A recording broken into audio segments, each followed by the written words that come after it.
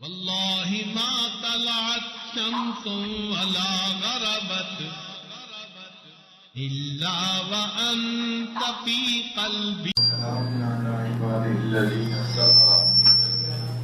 اما بعد، اعوذ بالله من الشيطان الرجيم. بسم الله الرحمن الرحيم. وإذ أخذ ربك من بني آدم من ظهورهم ذريتهم وأشهدهم على أنفسهم قالوا بلى سبحان ربك رب العزة عما يصفون وسلام على المرسلين والحمد لله رب العالمين. اللهم صل على سيدنا محمد وعلى آل سيدنا محمد وبارك وسلم. قرآن مجید میں ایک عہد کا ذکر ہے جو اللہ رب العزت نے تمام انسانوں سے لیا ان کی دنیا میں آنے سے پہلے، یعنی جب وہ عالم ارواح میں تھے اس وقت اللہ تعالیٰ نے آدم علیہ السلام کی پشت پر اپنی قدرت کا دایاں ہاتھ پھیرا. تو تفاسیر میں ہے کہ ان کی پشت سے گھر بگھار مخلوق جو ہے وہ نکل آئی. ان کے جسم چھوٹے تھے جیسے چونٹیاں ہوتی ہیں، شکل انسانوں والی تھی، چہرے منور تھے، مرد بھی تھے عورتیں بھی تھیں. پھر اللہ رب العزت نے اپنی قدرت کا بایاں ہاتھ پھیرا، پھر اور مخلوق نکل آئی گھر بگھر، مگر ان کے چہرے سیاہ تھے وہ بھی انسان. اب جب اتنے انسان اللہ تعالیٰ کے سامنے پیش ہو گئے، اللہ تعالیٰ نے ان سے ہم کلام فرمائی. حدیث مبارکہ میں ہے کلمہ عیانا، اللہ تعالیٰ نے ان کو اپنا دیدار بھی عطا فرمایا اور ان سے ہم کلامی گفتگو بھی فرمائی. ان سے کہا الست بربکم، کیا میں تمہارا پروردگار نہیں ہوں؟ اب انسانوں کو سمجھ نہیں تھی کہ جواب کیسے دیتے ہیں. تو حدیث مبارکہ میں آتا ہے کہ ہمارے آقا حضرت محمد مصطفیٰ احمد مجتبیٰ صلی اللہ علیہ وسلم نے سب سے پہلے جواب میں کہا بلا، اے پروردگار آپ ہی ہمارے رب ہیں. جب آپ نے یہ فرمایا تو مخلوق کو پتہ چل گیا، چنانچہ ساری مخلوق نے پھر بلا میں جواب دیا. تو اس طرح ہمارے آقا اور سردار صلی اللہ علیہ وسلم معلم انسانیت بن گئے. ساری انسانیت کے معلم اول ہیں، وہ استاد ہیں. ان سے ہم نے جواب دینا سیکھا. اب اس موقع پر اللہ تعالیٰ نے انسانوں کو دو نعمتوں سے نوازا. ایک اپنا دیدار کروا کر ان کو سوز عشق عطا فرمایا. اپنا دیدار عطا کر کے لوگوں کو، انسانوں کو سوز عشق عطا فرمایا اور ان سے سوال پوچھ کر ان کو کیف علم بھی عطا فرمایا. تو یہ تو بنیادی نعمتیں ہیں جو تمام انسانوں کو ملی ہیں، سوز عشق بھی اور کیف علم بھی. اور اس کے لیے اللہ نے ہر انسان کو دو برتن عطا فرمائے. ایک برتن ہے انسان کے دماغ کا، یہ علم کا برتن ہے. علم کا تعلق انسان کے دماغ کے ساتھ ہے. اور ایک برتن اللہ تعالیٰ نے انسان کو قلب کا عطا کیا، یہ عشق کا برتن ہے، محبت کا تعلق دل کے ساتھ ہے. تو دونوں برتن اللہ نے بھر بھی دیے. چنانچہ وہ انسان بڑا خوش نصیب ہوتا ہے کہ جس کا دماغ علم نبوی سے بھرا ہوا ہو اور جس کا دل عشق ربی سے بھرا ہوا ہو. دل محبت کا مقام ہے. یہ دونوں نعمتیں ضروری ہیں. کسی انسان کے پاس دو میں سے ایک چیز ہوگی تو وہ نامکمل انسان ہوگا. فقط علم ہو تو نمت علم انسان کے اندر تکبر پیدا کر دیتا ہے، عجب پیدا کر دیتا ہے.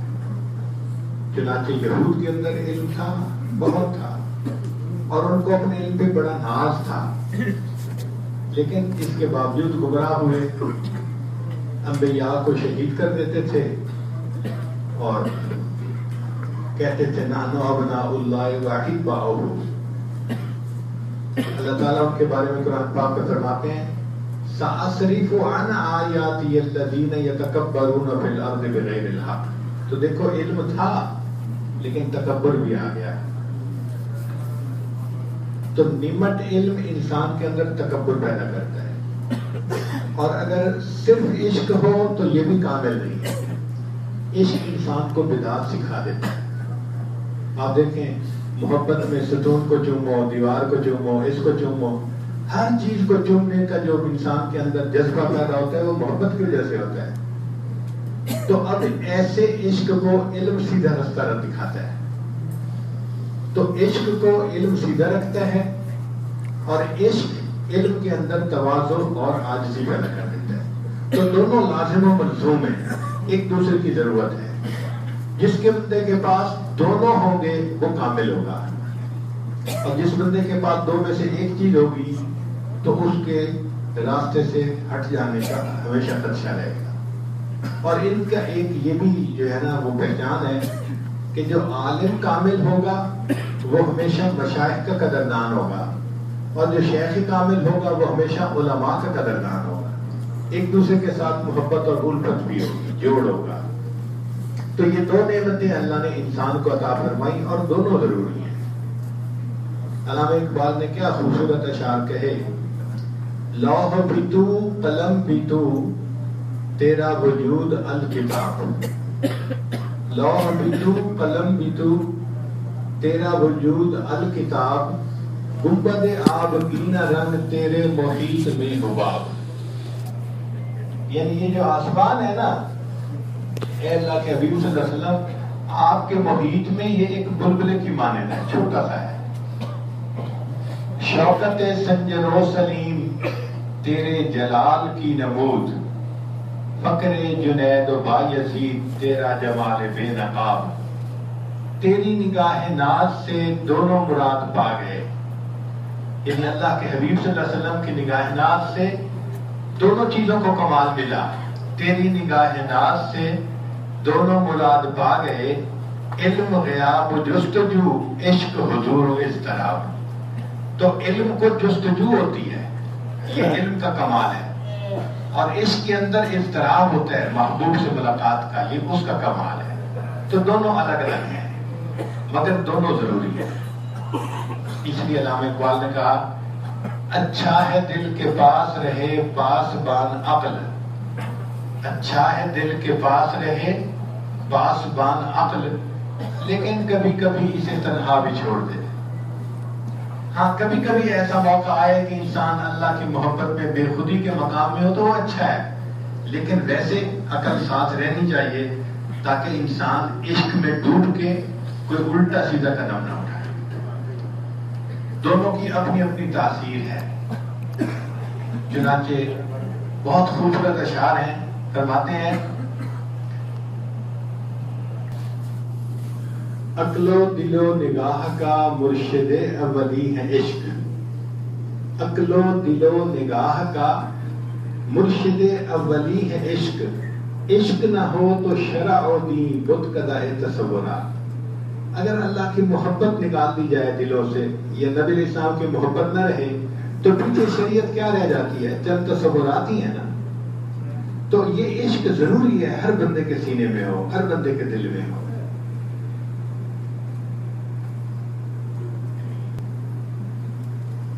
عقل عیار ہے 100 بھیس بنا لیتی ہے. عقل عیار ہے 100 بھیس بنا لیتی ہے. عشق بیچارہ نہ ملا ہے نہ واعظ نہ خطیب.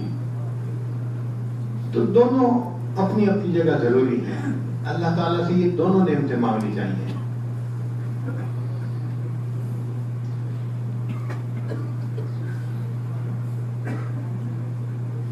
نالہ ہے بلبل شوریدہ تیرا خام ابھی. اپنے سینے میں ذرا اور اسے تھام ابھی. پختہ ہوتی ہے اگر مصلحت اندیش و عقل. عشق ہو مصلحت اندیش تو ہے خام ابھی. عشق فرمود ہے قاصد سے صبح کام عمل. عقل سمجھی ہی نہیں مانی یہ پیغام ابھی. بے خطر کود پڑا آتش نمرود میں عشق. عقل ہے محو تماشا لب بام.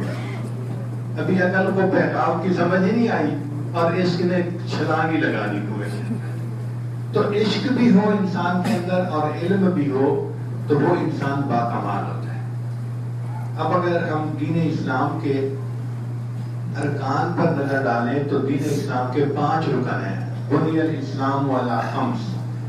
ان میں سے ایک رکن ایمان، وہ تو عقیدہ ہے، وہ تو اس کا تعلق دماغ کے ساتھ ہے، اور باقی 4 رکن جو ہیں وہ اعمال ہیں.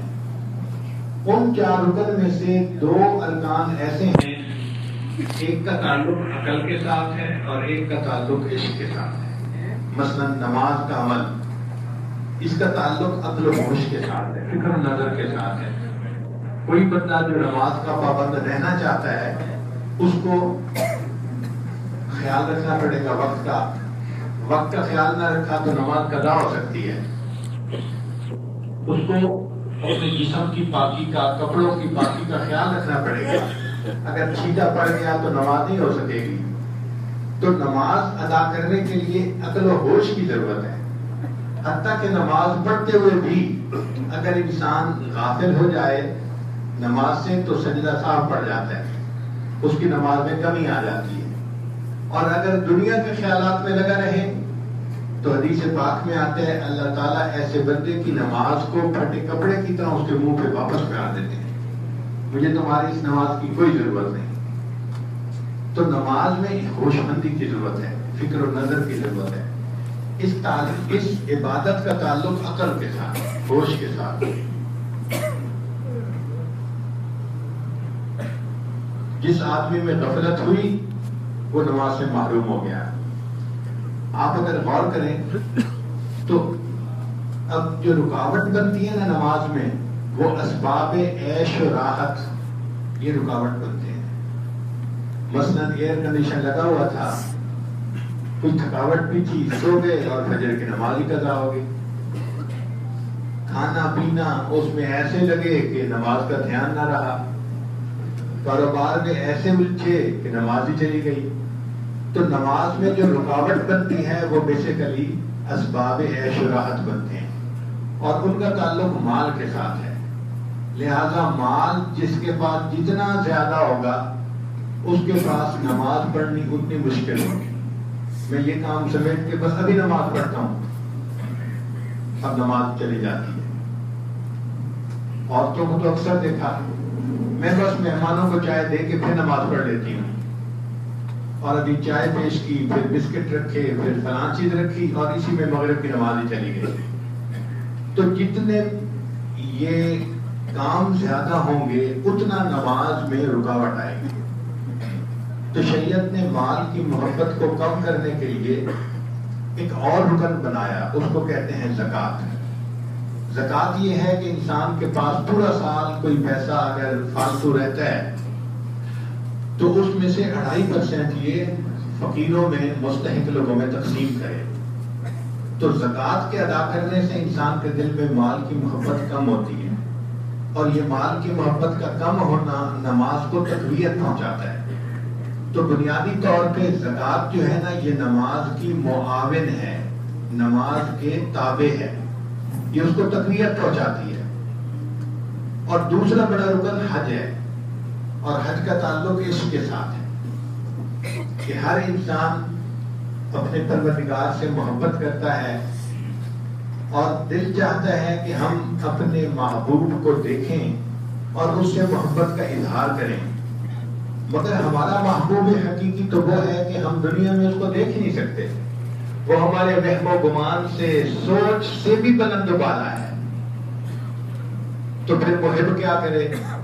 اس کا تو دل چاہتا ہے نا. علامہ اقبال نے شعر لکھا،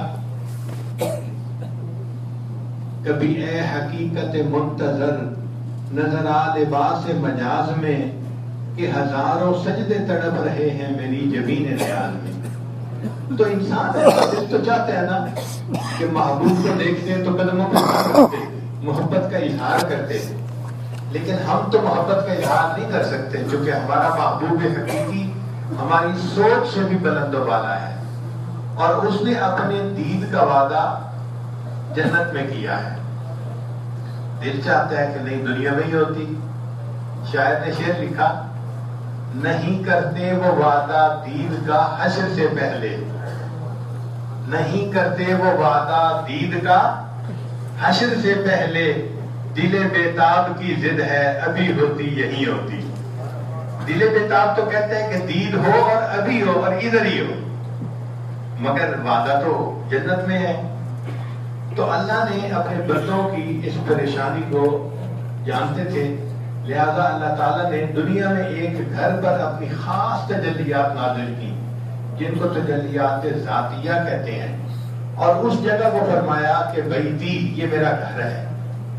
اب ہوتا کیا ہے کہ جب کوئی محبوب سے نہ مل سکے تو محبوب کی نشانیوں سے، آثار سے دیکھ کر وہ تسلی پا لیتا ہے. آپ دیکھیں، بیٹا جوان فوت ہو گیا، ماں اس کے کمرے میں آتی ہے تو بیٹے کو یاد کرتی ہے، تو اس کی چیزوں کو دیکھتی ہے، بیٹے کو یاد کرتی ہے، کہتی ہے مجھے اس کمرے میں جا کے سکون مل جاتا ہے. تو محبوب کی نشانیاں دیکھ کے دل کو سکون مل جاتا ہے. اب مومن کے لیے محبت کا اظہار آسان ہو گیا کہ اللہ نے جس جگہ کو اپنا گھر کہا، ہم نماز پڑھتے ہیں تو اس طرف رخ کر کے کھڑے ہو جاتے ہیں. اب ہماری توجہ ایک جگہ پر مرکوز ہو گئی، متوجہن الی جہت الکعبۃ شریفہ، بیت اللہ کی طرف توجہ ہے، اور ہم ایسے جیسے اللہ کی جو ہے نا وہ گھر ہمارے سامنے ہے اور ہم نماز پڑھ رہے ہیں. اب ہمارے لیے نماز میں یکسوئی حاصل کرنا آسان ہو گئی. پھر اللہ نے فرمایا میرے بندے، تم زندگی میں ایک بار اگر تمہارے پاس سہولت ہے، گنجائش ہے، تو سفر کر کے میرے گھر کی طرف آؤ اور میرے گھر کے ساتھ محبت کا اظہار کرو. چنانچہ حج کا سفر عشق و محبت کا سفر ہے، عاشقانہ سفر ہے. مومن اپنی زندگی میں تیاری کرتا ہے اور حج کے سفر پہ نکلتا ہے، اور اس سفر میں اللہ تعالیٰ سے محبت کا اظہار کرتا ہے. اب اس سفر میں اس کو بہت کچھ چھوڑنا پڑتا ہے. یہ حج جو ہے نا، یہ تروک کی عبادت ہے. ترک کرو، وطن چھوڑو، ماں باپ کو چھوڑو، بیوی بچوں کو چھوڑو، کاروبار چھوڑو، اپنا دفتر چھوڑو، اپنی کھیتی چھوڑو، فیکٹری چھوڑو، حتیٰ کہ اپنا ملک بھی چھوڑ دو، اور تم آؤ اس سفر پر. اور جب سفر پر نکلو تو میقات سے پہلے اپنے سلے ہوئے کپڑے بھی چھوڑ دو، بس 2 کفن کی چادروں میں جیسے لپٹ جاؤ اور دیوانہ وار لبیک اللہم لبیک کا نعرہ لگاتے ہوئے تم میرے گھر کی طرف آؤ. جیسے عاشق معشوق کی طرف چلتا ہے تو محبت کے اندر پاگل ہوا ہوتا ہے. اللہ تعالیٰ بھی یہی چاہتے ہیں، میرے بندوں بس تم میری محبت میں پاگل ہو کے سفر کرو، مجنون بن کے سفر کرو. چنانچہ حاجی اللہ لبیک اللہم لبیک کہتے ہوئے یہ سفر کرتا ہے، اور زیب و زینت بھی چھوڑ دیتا ہے. نہ بال کاٹ سکتا ہے، نہ ناخن کاٹ سکتا ہے، نہ خوشبو استعمال کر سکتا ہے، ہر چیز کو چھوڑ دیا اللہ کے لیے. تو یہ ترک کی عبادت ہے حج جو ہے.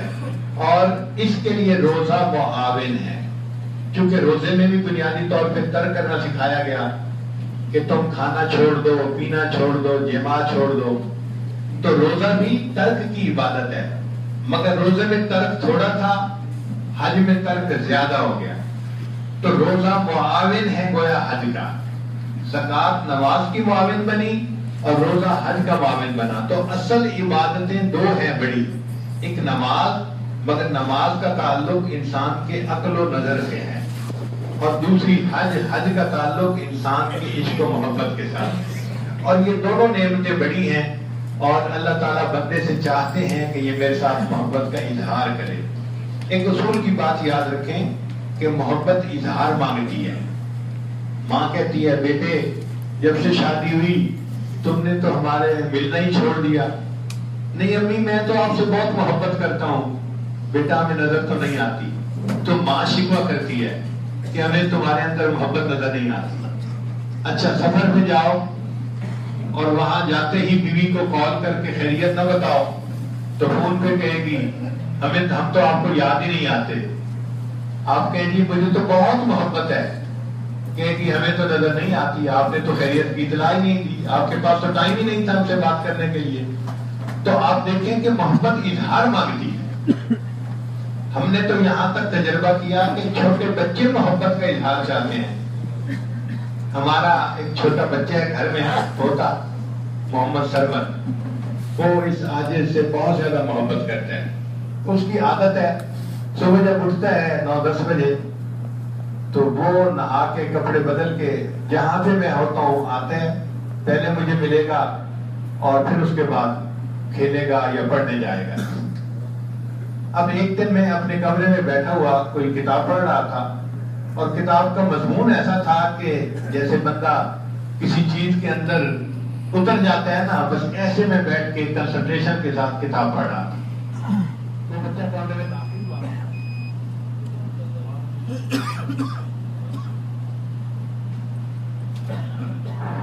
وہ بچہ کمرے میں داخل ہوا اور اس نے مجھے کہا السلام علیکم.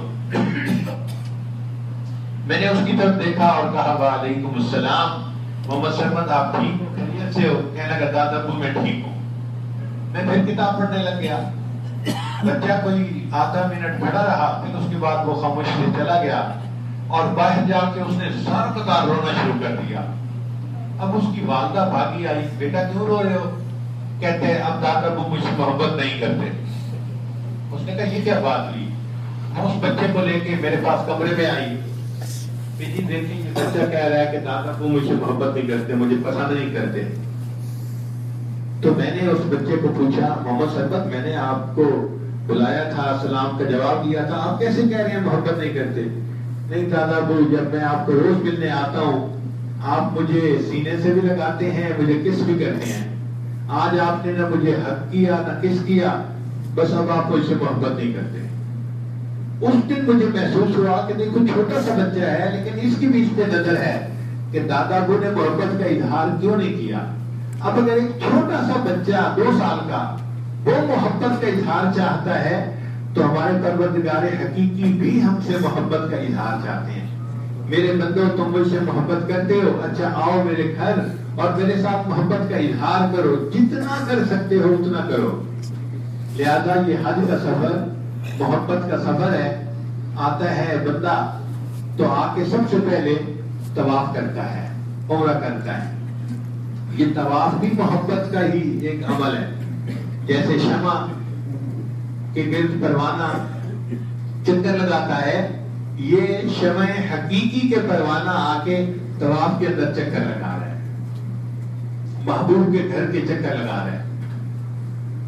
شاعر نے کہا اطوف علی جدار دیار لیلا اقبل ذل جدار و ذل جدار.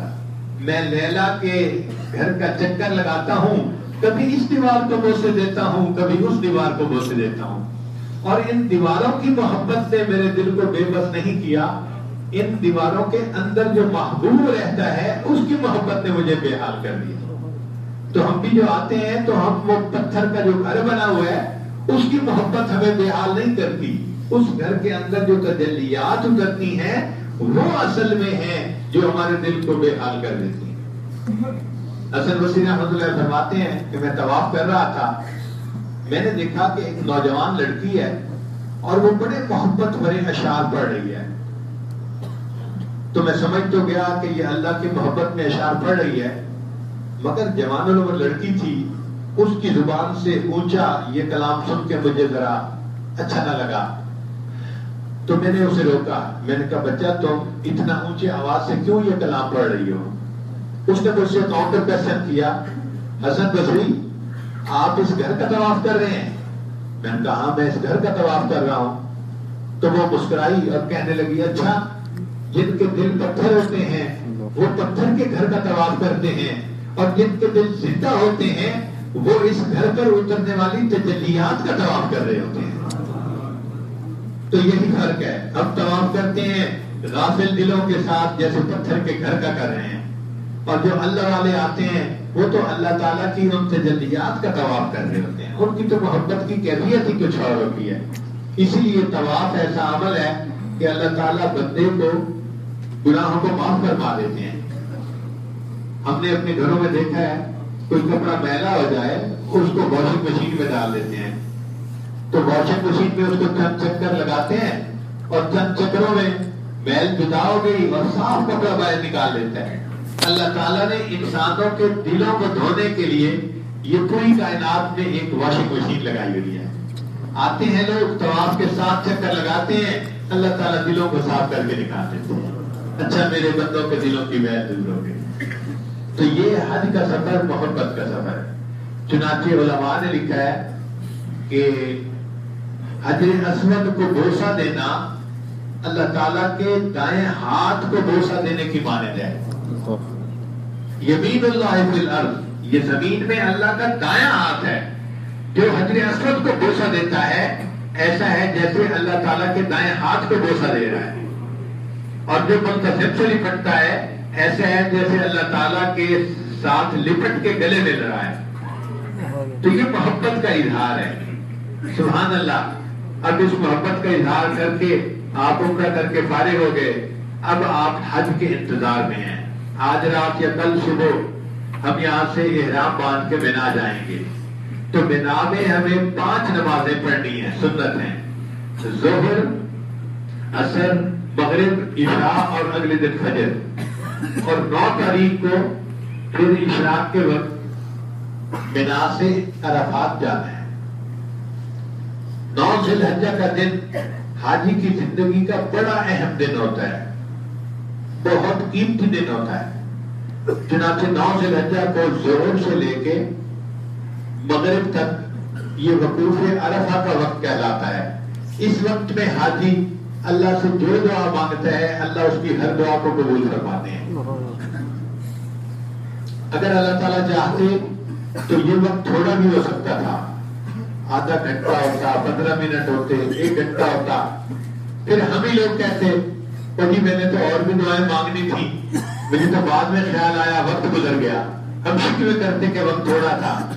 تو اللہ نے فرمایا اچھا ہم ظہر سے لے کے مغرب تک کا وقت, یہ تقریباً 5-6 گھنٹے کا وقت بنتا ہے کہ تم اگر ایک دفعہ دعا مانگ بھی لوگے اور بعد میں تمہیں کچھ یاد آئے گا تو دوبارہ پھر دعا مانگ سکو, تمہیں وقت کی کمی کا شکوہ نہ ہو.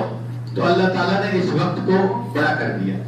اچھا یہ بھی سمجھیے کہ اللہ تعالیٰ اگر چاہتے تو 2 رکعت نماز پڑھنے کو حج بنا دیتے کہ بھئی آؤ اور ظہر اور عصر کے درمیان 2 رکعت پڑھ لو, میدان عرفات میں حج ہو جائے گی. مگر ہمارے لیے تو مصیبت ہو جاتی. نوجوان جماعت کے ساتھ نماز پڑھتے اور ہم بوڑھے وضو کرتے پھر رہے ہوتے. اور کتنی عورتیں ہوتی جو لاکھوں روپیہ خرچ کر کے آتی اور یہاں کے نماز پڑھنی نہ ہوتی, تو ان کے حج کا کیا بنتا. تو اللہ تعالیٰ نے نماز پڑھنے کو حج نہیں بنایا, فرمایا کہ بس ظہر سے لے کے مغرب تک کے وقت میں تم اگر عرفات میں پہنچ جاؤ گے احرام باندھ کے تو تمہارے حج کا رکن ادا ہو جائے گا. کتنی آسانی ہوگی. اب دیکھیں جاگا ہوا بندہ پہنچے, سویا ہوا بندہ پہنچے, بے ہوش انسان پہنچے, بیمار انسان پہنچے, مرد ہو عورت ہو کوئی بھی ہو, جو احرام باندھ کے پہنچ گیا اس کا رکن ادا ہو گیا. تو یہ کتنی بڑی آسانی اللہ نے ہمارے لیے کر دی.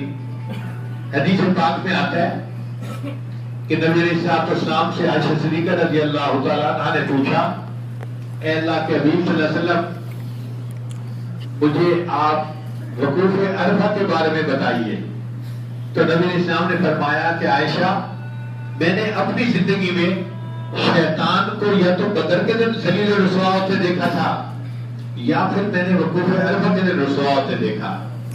بکھرے ہوئے تھے بال, سر پہ مٹی ڈال رہا تھا, چیخ چلا رہا تھا کہ میری تو زندگی بھر کی محنت ضائع ہو گئی, میں نے جتنے گناہ کروائے تھے ان لوگوں نے یہاں دعا مانگی, اللہ نے ان کے سب گناہ معاف کر دیے.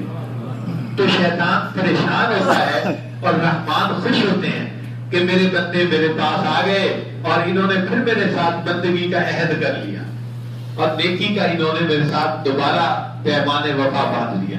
تو اللہ تعالیٰ خوش ہوتے ہیں, اس لیے دعائیں قبول فرماتے ہیں.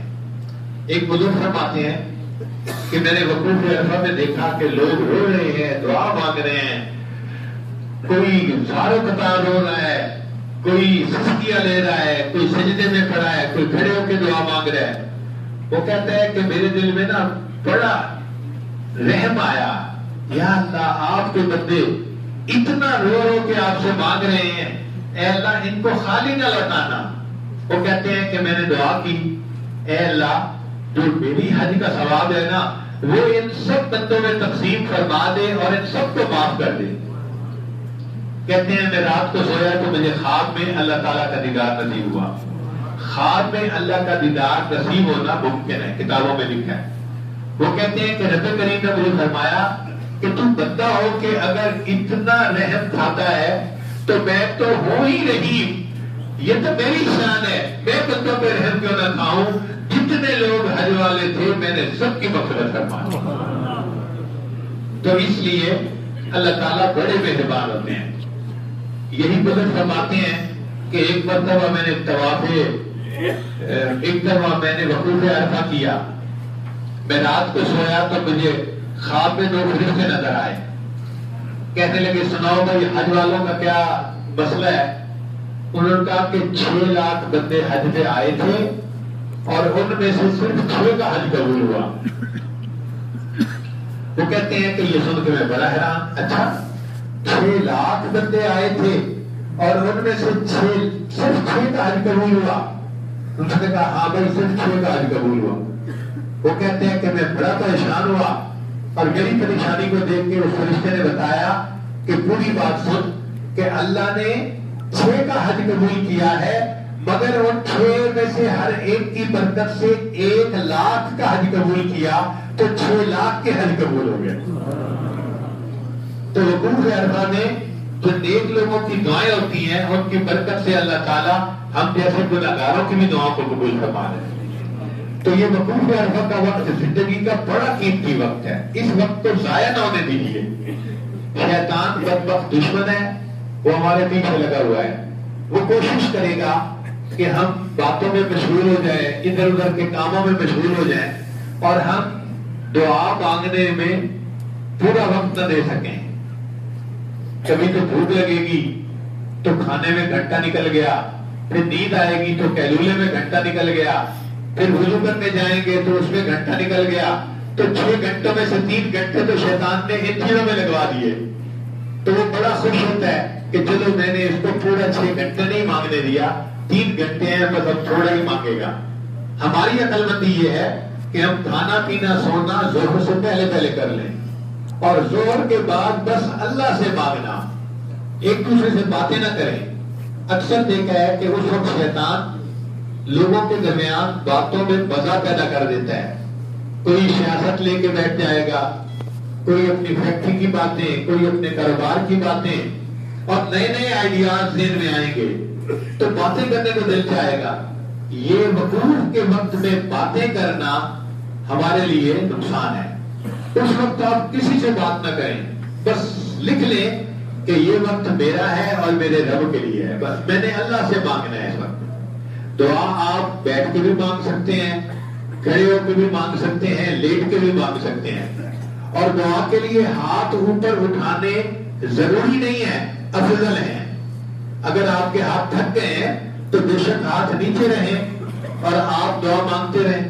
اور زبان کے لیے اور دعا کے لیے زبان سے پڑھنا بھی ضروری نہیں ہے. اگر زبان تھک گئی ہے پڑھ کے تو آپ لیتے لیتے دل میں دعا مانگتے رہیں. آپ دل میں دعا مانگیں گے، اللہ اس دعا کو قبول کریں گے. اللہ سنتا ہے بولیاں سب کی، اللہ بھرتا ہے جھولیاں سب کی.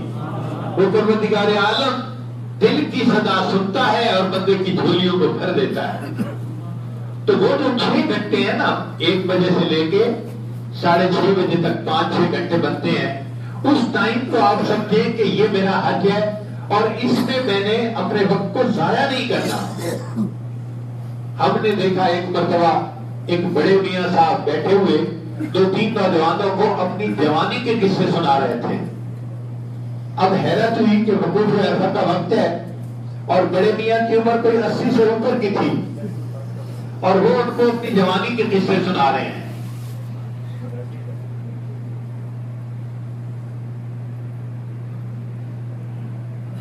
تو بڑی حیرت ہوئی کہ بھئی ایسی باتیں جس سے نوجوانوں میں شہوت بیدار ہو اور ان کا دل الٹا غفلت میں جائے تو یہ تو ویسے بھی کرنی بری ہے، یہ جائے کہ وقوف عرفہ کے وقت میں بیٹھے ہوئے کر رہے ہیں.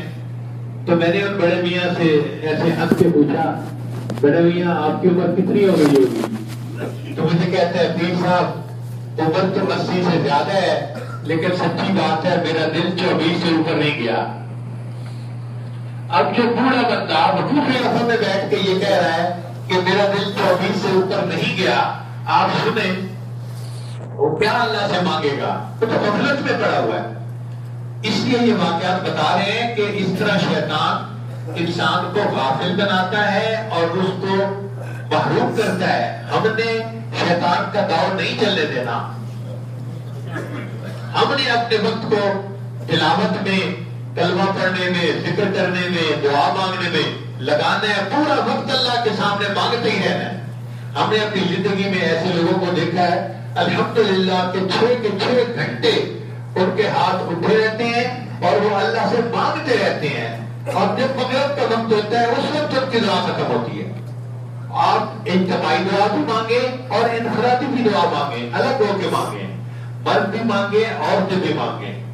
مانگنے کا وقت ہے، مانگو جتنا مانگ سکتے ہیں، مانگیں گے تو اللہ عطا فرمائیں گے۔ ہم کیا مخلوق کے سامنے شکوے کرتے ہیں؟ کوئی کہتا ہے جی میری بیٹی کے ہاں بیٹا نہیں، کوئی کہتا ہے میرے بیٹے کو کاروبار نہیں چل رہا، کوئی کہتا ہے جی کہ میرا قرضہ اتر جائے۔ کوئی مخلوق کو بتانے کی کیا ضرورت ہے؟ خالق کو بتائیں جو ان کا حل بھی نکال سکتا ہے، اللہ کو بتائیں جو ان پریشانیوں کو دور بھی کر سکتا ہے۔ تو اللہ نے ہمیں کس وقت سے موقع دیا آنے کا، لہذا یہ جو وقوف عرفہ کا وقت ہوگا نا 9 سے لے کے 1 بجے سے لے کے مغرب تک، یہ ہماری زندگی کا قیمتی ترین وقت ہے۔ اس وقت میں ہم نے اللہ سے خوب مانگنا ہے۔ بعض لوگ کہتے ہیں جی ہمیں شب قدر نصیب ہو جائے تو ہم خوب مانگیں گے۔ بھائی اللہ نے رات نہیں، سونے کا وقت ہے، دن کا وقت شب قدر کی طرح قیمتی بنا دیا۔ اب مانگے اللہ سے جو مانگتے ہیں۔ حدیث پاک میں ہے جو بندہ وقوف عرفہ کرے اور پھر یہ کہے کہ جی میری مغفرت نہ ہوئی، اللہ تعالیٰ اس بندے سے سخت ناراض ہوتے ہیں، اللہ تعالیٰ اس بندے سے خفا ہوتے ہیں، ناراض ہوتے ہیں۔ یہ کیوں کہہ رہا ہے کہ میری بخشش نہیں ہوئی؟ اگر کوئی فقیر سخی کے دروازے پہ جائے اور کہے جی میں تو وہاں سے خالی آ گیا، مجھے کچھ نہیں ملا، تو سخی کو غصہ آتا ہے کہ میں تو اتنا تقسیم کرتا ہوں اور ہزاروں میرے دروازے سے لے کے جاتے ہیں، یہ کون ہے جو کہنے والا ہے کہ جو مجھے تو اس کے دروازے سے کچھ نہ ملا؟ اگر دنیا کے سخی کو غصہ آتا ہے تو بھائی جہاں ہم جا رہے ہیں وہ تو شہنشاہ حقیقی کا دروازہ ہے، جس کے پاس زمین و آسمان کے خزانے ہیں، اس سے مانگے جو مانگیں گے اللہ تعالیٰ عطا فرما دیں گے۔ اس لیے دعا مانگیں اور یہ نہ سوچیں کہ ہماری دعا قبول نہیں ہوئی، یہ یقین کریں کہ ہماری دعا یقیناً قبول ہوگی۔ اب اس میں ایک نقطہ اور بھی ذہن میں رکھیے کہ اگر تو معاملہ ہوتا ہمارا، اگر تو معاملہ ہوتا ہمارا تو واقعی ہماری زبانیں جھوٹی ہیں، دل ویلے ہیں، پتہ نہیں دعائیں قبول ہوتی یا نہ ہوتی، لیکن معاملہ کچھ اور بن گیا۔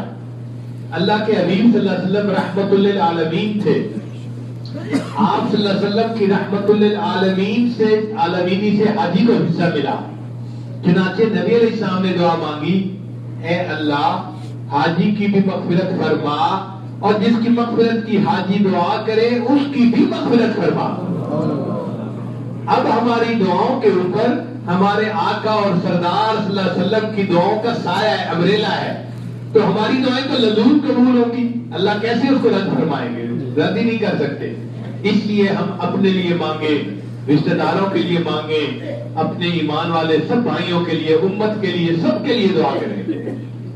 تو وہ مانگنے کا وقت ہے، خود مانگیں، اللہ تعالیٰ عطا فرما دیتے ہیں۔ پھر جب مغرب کا وقت ہو جائے گا تو عرفات سے پھر ہم واپس مزدلفہ کی طرف آئیں گے۔ یہاں ایک دو باتیں اہم ہیں، وہ یہ کہ جب آپ وہاں سے واپس مزدلفہ کے لیے چلنے لگے، آپ کو کہہ دیا جائے جی بس تیار ہے، تو آپ واش روم سے فارغ ہو کے وضو کر کے پھر بس میں بیٹھیں۔ بعض لوگوں کو دیکھا ہے کہ تقاضا بھی ہوتا ہے، کہتے ہیں اچھا چلو مزدلفہ جا کے فارغ ہو جائیں گے۔ اس غلط فہمی میں مت رہیے گا، عرفات سے مزدلفہ کا وقت کبھی کبھی تو 12-15 منٹ میں بھی طے ہو جاتا ہے. ہم ایک مرتبہ 14 منٹ میں پہنچ گئے تھے. اور کبھی کبھی 9 گھنٹے بھی لگ سکتے ہیں ٹریفک کی وجہ سے.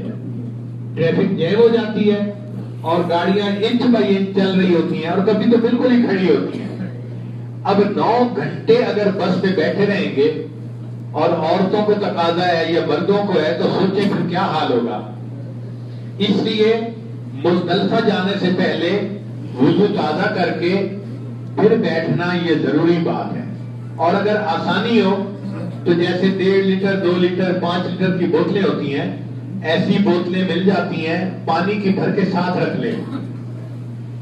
وزن تو تھوڑا ہوتا ہے مگر اس کا فائدہ یہ کہ آپ وضو کر کے بیٹھے, ایئر کنڈیشن چل رہا تھا, سیٹ کے ساتھ سو گئے, پھر گھنٹے بعد آنکھ کھلی, اب وضو چلا گیا, پھر آپ نے مغرب اور عشاء پڑھنی ہے تو پھر مزدلفہ میں پانی کا ڈھونڈنا ایک مسئلہ بنتا ہے. اور اگر آپ کے اپنے پاس پانی ہوگا آپ بس کے ساتھ نیچے بیٹھیں اور اپنا وضو کریں اور مغرب کی عشاء کی نماز پڑھ لیں آسانی کے ساتھ. اس سے سہولت بہت ہو جاتی ہے. یہ جو وقوف مزدلفہ ہے یہ بھی بڑا اہم ہے. نبی علیہ الصلوۃ والسلام نے بوڑھوں کو, عورتوں کو, بچوں کو, بیماروں کو آگے بھیج دیا تھا, منا بھیج دیا تھا, مگر خود نبی علیہ السلام نے وقوف مزدلفہ فرمایا تھا. فقہاء نے لکھا ہے کہ حاجی کے حق میں وقوف مزدلفہ کی رات شب قدر کا درجہ رکھتی ہے. جیسے شب قدر میں دعائیں قبول ہوتی ہیں, حاجی کی دعائیں اس رات میں اتنا قبول ہوتی ہیں. مگر ہمارا مشورہ یہ ہے کہ آپ پوری رات مت جاگیں, کچھ حصہ جاگیں اور کچھ حصہ آپ آرام کریں, گھنٹہ 2 آرام بھی کر لیں. کیونکہ فجر کے وقت آپ اٹھیں گے تو فجر کے بعد وقوف مزدلفہ ہوگا.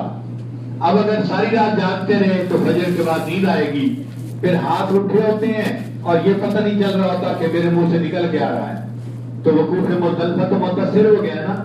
تو ساری رات جاگنا بھی عقل مندی نہیں ہے. آپ آرام بھی کریں کچھ دیر تاکہ صبح کے وقت فریش ہو اور فجر کے بعد دعا مانگ سکیں. جیسے وقوف عرفہ میں دعا قبول ہوتی ہے, فقہاء نے لکھا ہے وقوف مزدلفہ میں بھی دعا قبول ہوتی ہے. اب وہاں وقوف کرنے کے بعد پھر آپ واپس منا آئیں گے. منا آنے کے بعد اب آپ نے 3 کام کرنے ہیں. ایک کام شیطان کو کنکریاں مارنی ہے, دوسرا کام قربانی کرنی ہے, اور تیسرا کام حلق کروانا, بال کٹوانا, احرام اتارنا. یہ 3 کام ہوتے ہیں جو اس دن کرتا ہے بندہ. رمی کرنے میں ہم نے دیکھا ہے کہ بعض عورتیں مردوں کو کہہ دیتی ہیں جی کہ ہماری طرف سے رمی کرانا. دیکھیں بھائی, اگر تو واقعی کوئی بہت بیمار ہے جو کھڑا بھی نہیں ہو سکتا تو وہ تو کسی کو وکیل بنا سکتا ہے, لیکن جو خود کھڑا ہو سکتا ہے اس کے لیے خود رمی کرنا افضل ہے. اب عورتیں کہتی ہیں جی کہ اتنے رش میں ہم کیسے جا سکتی ہیں. بات تو بالکل صحیح ہے, اس رش میں عورتوں کو نہیں جانا چاہیے, مگر اس میں مسئلہ سمجھیے. ایک ہوتا ہے کہ افضل وقت, مسنون وقت, وہ تو یہ ہے کہ آپ ظہر سے پہلے دن کی رمی کر لیں. اور ایک ہے جواز کا وقت, جائز کب تک ہے, وہ مغرب تک ہے. ہم نے یہ دیکھا ہے کہ جو ظہر کا وقت ہوتا ہے نا اس میں بہت رش ہوتا ہے, اس وقت تو مردوں کو بھی نہیں جانا چاہیے, پسلیاں ٹوٹتی ہیں اور لوگوں کے ساتھ مشکل پیش آتی ہے. ہاں جیسے ہی عصر کا وقت ہوتا ہے سارا مجمع کنکریاں مار کے فارغ, اب وہاں آسانی ہو جاتی ہے.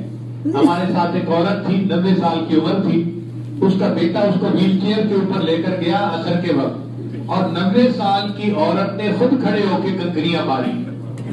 دھکے لگنے کا تو وہاں نام و نشان ہی نہیں ہوتا, اس لیے کہ چند لوگ ہوتے ہیں, درجنوں کے حساب سے گن سکتے ہیں آپ. چھوٹے چھوٹے بچے 3 سال کے 5 سال کے وہ خود کنکریاں مارتے ہیں. تو کنکریاں مارنے کے لیے ایسے وقت میں کیوں جاتے ہیں جب رش ہوتا ہے؟ ایسے وقت میں جائیں کہ جب رش نہیں ہوتا, تاکہ مرد بھی کنکریاں ماریں, عورتیں بھی کنکریاں ماریں.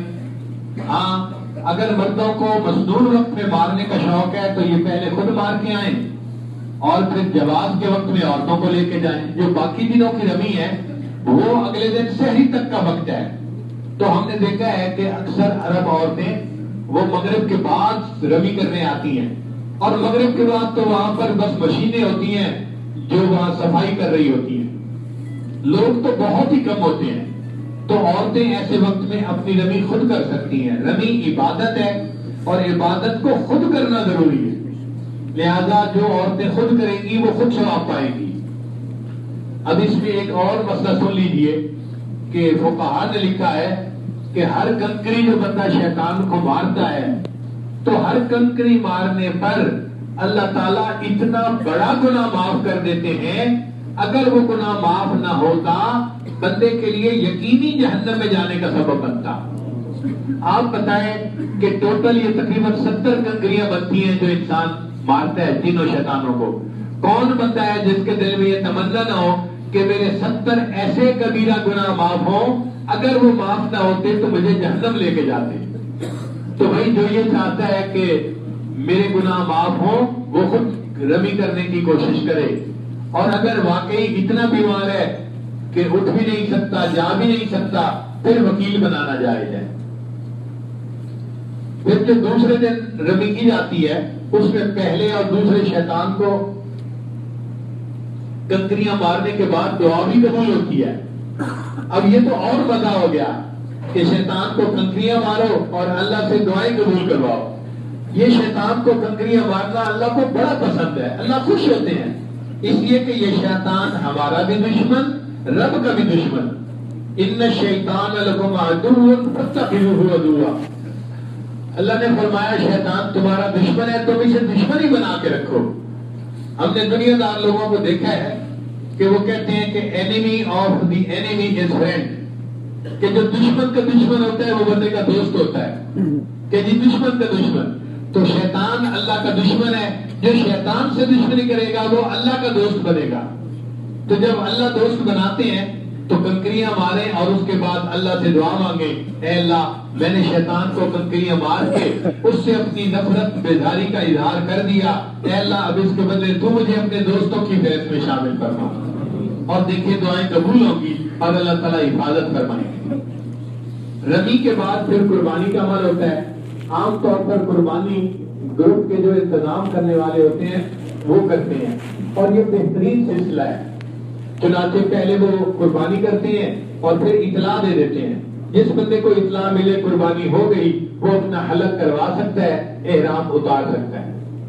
اب احرام کی ساری پابندیاں ختم ہو گئی سوائے ایک پابندی کے. یہ خوشبو بھی لگا سکتا ہے، ناخن بھی کاٹ سکتا ہے، بال بھی کٹوا سکتا ہے، سلے کپڑے بھی پہن سکتا ہے. لیکن جو میاں بیوی کا ملاپ ہے وہ جائز نہیں ہوتا. وہ جب انسان طواف زیارت مکمل کر لیتا ہے نا اس کے بعد جائز ہوتا ہے. اس لیے یہ نقطہ ذہن میں رکھیے کہ احرام تو کھل جائے گا لیکن پہلے طواف زیارت کرنا پڑے گا، پھر اس کے بعد میاں بیوی کا ملاپ جائز ہوگا.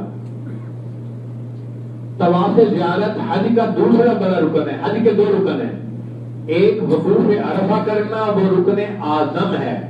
نبی اسلام سے پوچھا گیا مل حج، حج کیا ہے؟ نبی اسلام نے فرمایا الحج العرفہ، کہ وقوف عرفہ کرنا اس کا نام حج ہے. تو یہ بڑا رکن ہے. اور دوسرا رکن وہ طواف زیارت ہے.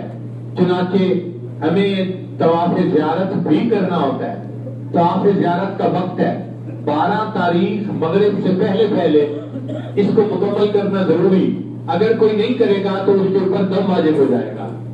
ہاں اگر عورت ہے اور اس کو ایام آ گئے جس وجہ سے وہ حرم میں جا ہی نہیں سکتی تو اس کے لیے کوئی پابندی نہیں ہے. وہ جب بھی پاک ہو 5 دن بعد، 8 دن بعد، 10 دن بعد وہ پاک ہونے کے بعد غسل کرے اور پھر جا کے طواف زیارت کرے. اس کا طواف زیارت ہو جائے گا، اس پر کوئی قربانی نہیں آئے گی. ہمارا یہ تجربہ ہے کہ 10 تاریخ کو رش بہت ہوتا ہے حرم میں اور 12 تاریخ کو بھی رش بہت ہوتا ہے چونکہ طواف وداع کرنے والے بہت ہو جاتے ہیں جو جاتے ہیں لوگ. 11 تاریخ کو رات کے 11 بجے بہت کم لوگ ہوتے ہیں. اکثر و بیشتر ہمارے ساتھی 15 منٹ میں، 14 منٹ میں، 16 منٹ میں طواف مکمل کر لیتے ہیں اور بعض ساتھی تو 2 طواف کر لیتے ہیں. ایک طواف زیارت بھی ہو گیا اور ایک طواف وداع بھی ہو گیا بعد میں. تو وہ وقت بہت آسان وقت ہے. آپ چاہیں تو اس وقت میں بھی جا سکتے ہیں. آگے پیچھے وقت ملے تو بھی ٹھیک ہے جیسے سہولت ہو. بہرحال 3 दिन ककरियां मारना और तवाफ ज़ियारत करना, ये एक अहम काम है। इनके करने से फिर इंसान के हज के आमाल मुकम्मल हो जाते हैं। फिर उसके बाद तवाफ विदा रह जाता है। तवाफ विदा कहते हैं आखिरी सलाम। जैसे आप घर से रुखसत होते हुए वालदा को आखिरी सलाम करके निकलते हैं, बीवी से आखिरी सलाम करके निकलते हैं, ये तवाफ विदा है। तो अगर आपने तवाफ ज़ियारत के बाद एक तवाफ भी और कर लिया तो आपका तवाफ विदा अदा हो गया। अब जरूरी नहीं है कि जिस दिन निकलना है उस दिन आप तवाफ करें। हो सकता है उस दिन आपको टाइम न मिले। औरतों को तो पहले ही तवाफ कर लेना चाहिए, क्योंकि उनके नमाज का मसला ही रहता है कि कब छूट जाएगी कब नहीं होगी। तो इन आमाल के करने से हज मुकम्मल हो जाएगा। अब हज में असल चीज है अल्लाह से मोहब्बत का इजहार करना और अल्लाह से दुआएं मांगना। जितनी मांगेंगे अल्लाह उतनी दुआएं कबूल फरमाएंगे। हमारे अकाबिर तो खूब जी भर के दुआएं मांगते थे। आप इतना मांगे कि दिल सैराब हो जाए कि हाँ मैंने से अल्लाह से खूब मांगा। जब खूब मांगेंगे तो अल्लाह अता भी खूब करेंगे। वो बड़े करीम हैं, बड़े रहीम हैं, बंदे को उसकी मांग से ज्यादा अता करते हैं।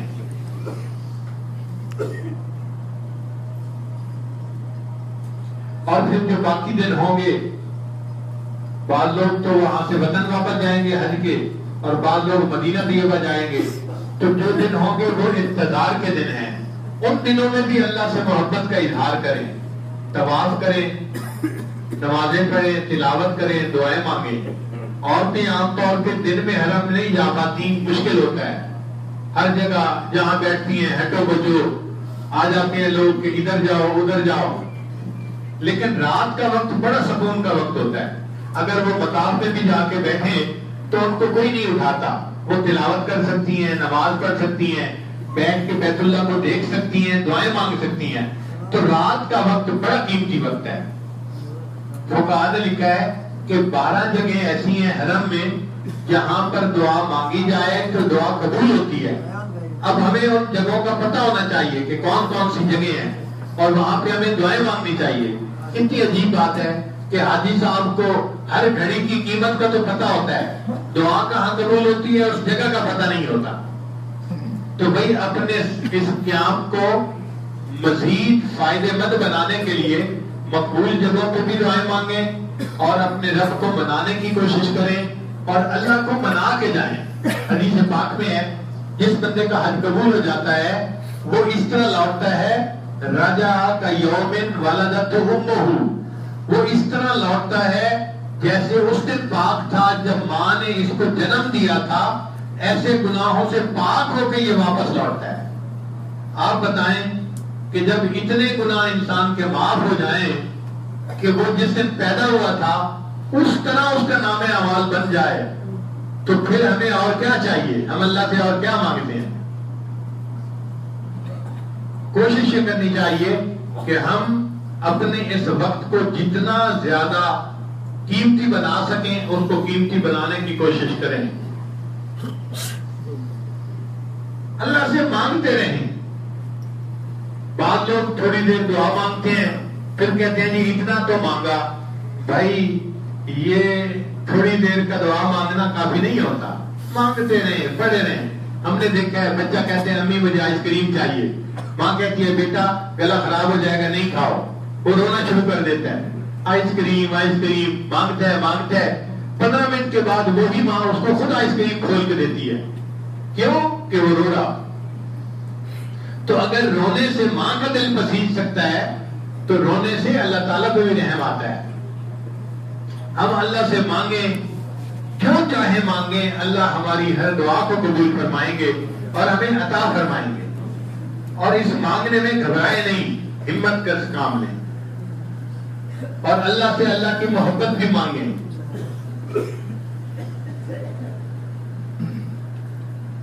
हज़रत मय्यूब रहमतुल्लाह अलैह के अशार हैं, जाम पे जाम लाए जा, शाने करम दिखाए जा। जाम पे जाम लाए जा, शाने करम दिखाए जा। प्यास मेरी बढ़ाए जा, रोज नहीं पिलाए जा। अल्लाह रोज अपनी मोहब्बत का नया जाम अता फरमा दीजिए। دین کا دیکھ ہے خطر اٹھنے نہ پائے ہاں نظر. دین کا دیکھ ہے خطر اٹھنے نہ پائے ہاں نظر. کوئے بتا میں تو اگر جائے تو سر جھکائے جا. تیرا شرف یہ آب و گل تجھ سے ملک بھی ہے خجل. جس نے دیا ہے درد دل گیت اسی کے گائے جا. دیکھ یہ راہ عشق ہے ہوتی ہے بس یوں ہی یہ طے. دیکھ یہ راہ عشق ہے ہوتی ہے بس یوں ہی یہ طے. سینے پہ تیر کھائے جا آگے قدم بڑھائے جا. مطلب درد آشنا تیرا بھلا کرے خدا. روزے الست جو سنا نغمہ وہی سنائے جا. بیٹھے گا چین سے اگر کام کے کیا رہیں گے پر. بیٹھے گا چین سے اگر کام کے کیا رہیں گے پر. وہ نہ نکل سکے مگر پنجرے میں پھڑ پھڑائے جا. سوزش دل تو ہو فزوں شورش دل کو ہو سکوں. یعنی دل کا درد سوزش دل تو ہو فزوں بڑھ جائے. شورش دل کو ہو سکوں جذب کو میرے اے جنوں اور بھی تو بڑھائے جا. کیس نہ ہونے پائے کم پاس نہ آنے پائے غم. اے میرے دافع علم نغمہ وہی سنائے جا. اور آخری شعر تو بہت ہی مزے کا کہا ہے. فرماتے ہیں کھولے وہ یا نہ کھولے در اس پہ ہو کیوں تیری نظر. کھولے وہ یا نہ کھولے در اس پہ ہو کیوں تیری نظر. تو بس اپنا کام کر یعنی صدا لگائے جا. بس ہم تو اللہ سے مانگتے جائیں. اللہ تعالیٰ یقیناً ہماری دعاؤں کو رد نہیں فرمائیں گے اور ہمیں اللہ تعالیٰ محروم نہیں فرمائیں گے. ایک اصول کی بات سنیں. گھر اسی کو آنے دیتے ہیں جس کو اپنا سمجھتے ہیں. ورنہ تو باپ بیٹے کو گھر آنے سے منع کر دیتا ہے. خامد بیوی کو گھر آنے سے منع کر دیتا ہے. بھائی بھائی کو گھر آنے سے منع کر دیتا ہے. اسی کو آنے دیتے ہیں جس کو اپنا سمجھتے ہیں. اب اللہ تعالیٰ نے جو اپنے گھر آنے کی توفیق عطا فرما دی تو دل میں یہ خوش گمانی ہونی چاہیے کہ اللہ تعالیٰ آپ نے اپنا سمجھا تو اپنے گھر بلا لیا. اے اللہ اب موت تک اپنوں میں ہمارا نام شامل فرمائے رکھنا. ہم چاہتے ہیں کہ ہم آپ کے اپنوں کی فہرست میں نام شامل رہے ہمارا.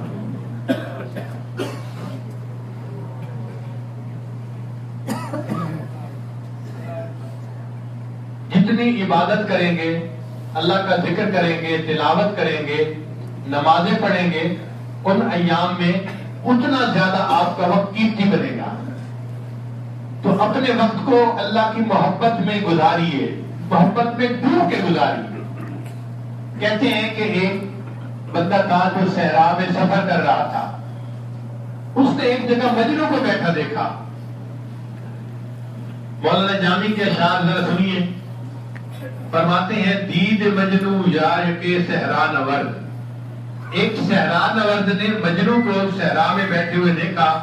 درمیان بادیا بنشست فرد کہ وہ ویرانے کے اندر اکیلا بیٹھا ہوا تھا مجنو. ساختہ پر ریگ زیب گشتاں قلم. وہ ریگ پر اپنے انگلی کے قلم سے کچھ لکھ رہا تھا. می زند حرفی پہ دست خود رقم. پھر خود اس کو مٹا دیتا تھا. پھر کوئی نام لکھتا تھا اور پھر خود اس کو ریت پہ مٹا دیتا تھا. گفت اے مجنون شہدا چیست ہی.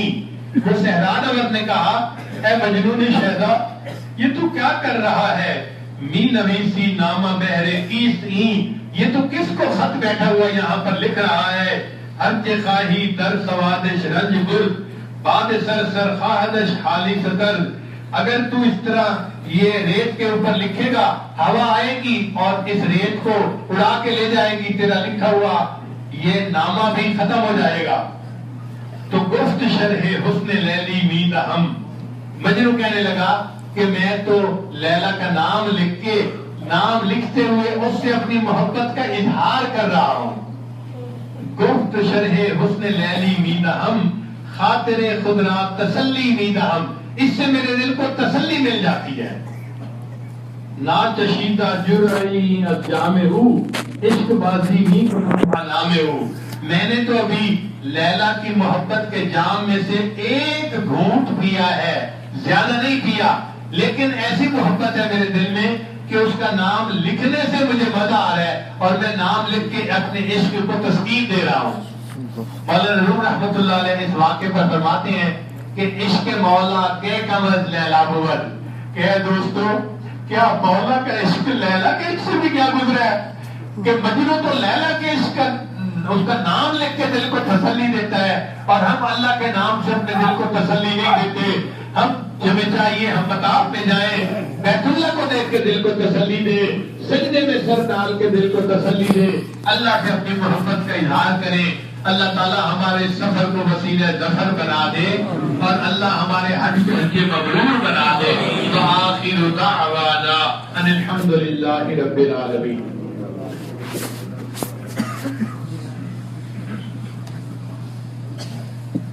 دل میں یہ نیت کر لیجئے کہ ہم پچھلے گناہوں سے سچی پکی توبہ کر رہے ہیں، اور آئندہ ہم نیکوکاری کی زندگی گزارنے کا دل میں ارادہ کر رہے ہیں۔ جیسے نیت ہوتی ہے ویسے مراد مل جاتی ہے۔ یہ کلمات سچے دل کے ساتھ پیچھے پیچھے پڑھیے۔ بسم اللہ الرحمن الرحیم، لا الہ الا اللہ محمد رسول اللہ، آمنت باللہ وملائکتہ وکتبہ ورسلہ والیوم الآخر والقدر خیرہ وشرہ من اللہ تعالی والبعث بعد الموت، آمنت باللہ کما ہوا بأسمائہ وصفاتہ وقبلت جميع أحكامه إقرار باللسان وتصديق بالقلب ونشهد أن لا إله إلا الله وأشهد أن محمدا عبده ورسوله أستغفر الله ربي من كل ذنب وأتوب إليه برحمتك یا ارحم الراحمین۔ ان کلمات کو پڑھنے سے آپ تو بتائے ہو چکے ہیں، چند معمولات ہیں، اگر ان کو باقاعدگی سے کریں گے تو اللہ تعالیٰ دل کو منور کریں گے۔ ان میں پہلی چیز ہے 100 مرتبہ استغفار پڑھنا صبح شام، استغفر اللہ ربی من کل ذنب واتوب الیہ، اور دوسرا ہے 100 مرتبہ درود شریف صبح شام پڑھنا، تیسرا ہے قرآن مجید کی تلاوت روزانہ کرنا، چوتھا ہے دل میں ہر وقت اللہ تعالیٰ کو یاد رکھنا، دست بکار دل بیاد، ہاتھ کام کاج میں مشغول، دل اللہ تعالیٰ کی یاد میں مشغول، اور پانچویں چیز ہے مراقبہ کرنا۔ مراقبے کا طریقہ یہ ہے کہ آپ نماز پڑھ کے اللہ سے لو لگا کے بیٹھ جائیں کہ اللہ کی رحمت آ رہی ہے، دل میں سما رہی ہے، دل کی ظلمت اور سیاہی دور ہو رہی ہے، اور میرا دل اللہ اللہ اللہ یہ دل بول رہا ہے، میں سن رہا ہوں۔ اس سے آپ کے دل میں اللہ کی محبت بڑھے گی اور آپ اس کی حرارت کو خود محسوس کریں گے۔ وہ جن کا عشق صادق ہے وہ کب فریاد کرتے ہیں، لبوں پہ مہر خاموشی دلوں میں یاد کرتے ہیں۔ تو دل میں اپنے اللہ کو یاد کرے اور پھر اللہ سے خوب دعائیں مانگے۔ اللہ تعالیٰ ہمارے سفر کو وسیلہ ظفر بنا دے۔ اجازت ہو تو آ کر میں بھی شامل ان میں ہو جاؤں، اجازت ہو تو آ کر میں بھی شامل ان میں ہو جاؤں، سنا ہے کل تیرے در پر ہجوم عاشقہ ہوگا۔ اے اللہ آپ کے عاشق آپ کے در پہ اکٹھے ہونے والے ہیں، ہمیں بھی توفیق دے دیجیے، ہم بھی صحت سلامتی کے ساتھ جائیں اور ہم بھی عاشقوں کے اس مجمع میں جمع ہو کے وہاں دعائیں مانگیں اور آپ کو منا کے آئے۔ اللہ دعا کر لیجیے۔ سبحان ربی العلی الوہاب، اللہم صلی علی سیدنا محمد وعلی آل سیدنا محمد وبارک وسلم۔ اے رب کریم ہم آپ کے آج مسکین بندے ہیں، ہمارے گناہوں کو معاف فرما، خطاؤں سے درگزر فرما، عیبوں کی پردہ پوشی فرما۔ اللہ جو گناہ دن میں کیے معاف فرما، جو راتوں میں کیے معاف فرما، جو محفل میں کیے معاف فرما، جو تنہائیوں میں کیے معاف فرما۔ اے اللہ جو گناہ یاد ہیں وہ بھی معاف فرما، جو کر کے بھول گئے وہ گناہ بھی معاف فرما۔ اے اللہ معصیت کی ذلت سے محفوظ فرما، ہمیں طاعات کی عزت نصیب فرما۔ رب کریم علم حاصل ہونے کے بعد جہالت کے کاموں سے محفوظ فرما۔ اے اللہ اپنے قرب کے بعد دوری سے محفوظ فرما، ہدایت ملنے کے بعد گمراہی سے محفوظ فرما۔ اے اللہ عزتیں ملنے کے بعد ذلت سے محفوظ فرما۔ اے اللہ اس سے پہلے کہ ہمارے ظاہر کی آنکھیں بند ہو جائیں، من کی آنکھیں کھلنے کی توفیق عطا فرما۔ اس سے پہلے کہ لوگ ہمیں کلمہ پڑھائیں، اللہ ہمیں اپنے اختیار سے کلمہ پڑھنے کی توفیق عطا فرما۔ اے اللہ اس سے پہلے کہ لوگ ہمیں غسل دیں، اللہ ہمیں غسل توبہ کرنے کی توفیق عطا فرما۔ اور اس سے پہلے کہ لوگ ہمیں کفن پہنائے، اللہ ہمیں تقوی کی پوشاک پہننے کی توفیق عطا فرما۔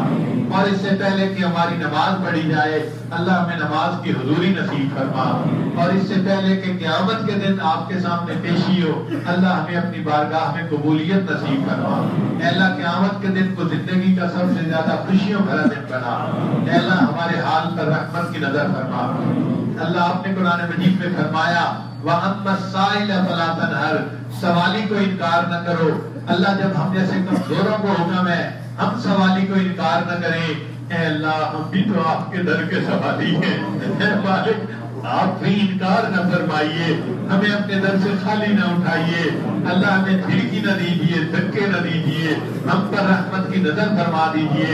اے اللہ آپ کے پیارے یوسف علیہ السلام کریم تھے، انہوں نے اپنے بھائیوں کو معاف کرتے ہوئے کہہ دیا تھا لا تثریب علیکم اليوم، آج تمہارے اوپر کوئی قصور نہیں، جاؤ میں نے تمہیں معاف کر دیا۔ اللہ آپ کے پیارے حبیب صلی اللہ علیہ وسلم بھی قریب تھے، انہوں نے فتح مکہ کے دن قریش مکہ کو یہی کہا تھا لا تثریب علیکم اليوم، آج تمہارے اوپر کوئی قصور نہیں، چلے جاؤ میں نے تمہیں معاف کر دیا۔ اے اللہ آپ سب کریموں سے بڑے کریم ہیں اور آپ کو اپنے شانی کریمی پہ بڑا ناز ہے۔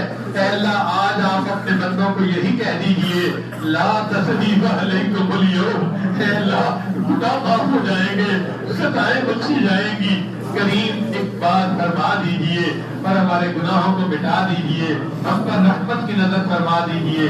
اے اللہ آپ نے جو محبت کی نظر فضیل بن عیاض پر ڈالی تھی، ڈاکوں کی سرداری سے نکال کے ان کو ولیوں کا سردار بنا دیا۔ اے اللہ جو محبت کی نظر آپ نے بشر حافی پہ ڈالی، شراب خانے سے نکال کے اپنی محبت کی شراب عطا فرما دی۔ اے اللہ وہ محبت کی نظر جو آپ نے جنید بغدادی پر ڈالی، دنیا کی پہلوانی سے نکال کے ان کو اولیاء کی دنیا کا پہلوان بنا دیا۔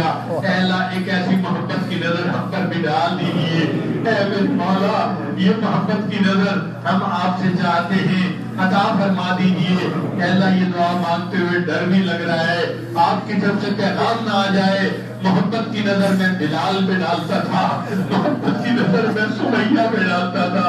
اے مالک ہم تو خاطی پاپی ہیں، گناہگار خطاکار ہیں، مگر آپ سے محبت کی نظر چاہتے ہیں۔ اے اللہ ایک مرتبہ محبت کی نظر عطا فرما دیجیے۔ اے اللہ ہر کوئی آنکھیں تیرا تیرا تے میں بھی آنکھاں تیرا۔ اے اللہ ہر کوئی کہتا ہے میں اللہ کا ہوں، میں اللہ کا ہوں۔ اے اللہ ہم بھی یہی کہتے ہیں کہ ہم اللہ کے ہیں۔ ہر کوئی آنکھیں تیرا تیرا تے میں بھی آنکھاں تیرا، تے تیرا کچھ نہیں جانا مولا یہ تو کہہ دے میرا۔ اے اللہ آپ کا تو کچھ نہیں جائے گا اگر آپ یہ کہہ دیں کہ ہاں تم میرے ہو۔ اے اللہ ایک مرتبہ اس مجمع کو کہہ دیجئے کہ تم میرے ہو، ایک مرتبہ قریب آقا مہربانی کر دیجئے۔ اے اللہ ہمارے گناہ معاف کر دیجئے، ہم پر ترس کھا لیجئے۔ اے اللہ جتنے مرد ہیں یہ دور عورتیں ہیں، سب کو ایک مرتبہ محبت کی نظر سے دیکھ لیجئے۔ اللہ کرم کر دیجئے، ہماری ان دعاؤں کو اپنی رحمت سے قبول فرما لیجئے۔ رب کریم ہمارے سفر کو وسیلہ ظفر بنا دیجئے۔ اے اللہ جو بیمار ہیں ان کو شفا عطا فرما۔ اے اللہ جو بے اولاد ہیں ان کو نیک اولاد عطا فرما۔ جو اولاد نرینہ کے طلبگار اللہ ان کو اولاد نرینہ عطا فرما۔ اے اللہ جنہوں نے دعاؤں کے یہ کہا ہے ان کی نیک مرادوں کو پورا فرما، جو مقروض ہیں قرضے کی ادائیگی کے سبیل پیدا فرما، جو پریشان حال ہیں اللہ ان کی پریشانیوں کو دور فرما۔ اور غریب آقا جس طرح آپ نے اس مرتبہ فقط اپنی رحمت سے ہمیں اپنے گھر کے لیے بلا لیا، اے اللہ ہمیں زندگی میں بار بار اپنے گھر کا دیدار عطا فرما، اپنے حبیب صلی اللہ علیہ وسلم کے در کی قبولیت والی حاضری بار بار نصیب فرما۔ اور اے اللہ ہم نے دیکھا ہے کہ بچے اپنے ماں باپ سے چھوٹی چھوٹی تمنائیں بیان کرتے ہیں، ماں باپ پورا کر کے خوش ہو جاتے ہیں۔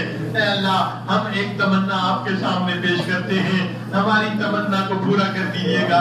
اے اللہ جب ہماری موت کا وقت آئے، اے اللہ پہلے ہم سے راضی ہونا اور پھر ہمیں موت عطا کرنا۔ اے اللہ پہلے راضی ہونا، اے اللہ پہلے راضی ہونا اور پھر ہمیں موت عطا کرنا، پھر ہمیں اپنے پاس بلا لینا۔ اے اللہ ہماری اس تمنا کو پوری فرما دینا۔ ربنا تقبل منا انک انت السمیع العلیم تب علینا انک انت التواب الرحیم۔ صلی اللہ تعالی علی حبیبہ سیدنا محمد وآلہ واصحابہ اجمعین برحمتک یا ارحم الراحمین۔